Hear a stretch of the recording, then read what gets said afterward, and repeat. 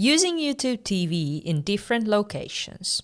What you can watch and record on YouTube TV is based on your home area. When you sign up for YouTube TV, they will ask you to share your home zip code. When it comes down to your home area, you can change it twice every 12 months. You have to be physically in your new home area to update it. If you travel outside of your home area, you can view local programs in the location you travel to, but you can't record anything outside of your home area. When you travel outside of your home area, you can't watch local networks airing in your home area. If you're a frequent traveler, make sure to use YouTube TV at least once every 3 months in your home area. This check-in ensures you will continue to get the current local networks. To change your home area, go to tv.youtube.com. Click your profile photo and go to the section Location. Here, to update your home area, click Update.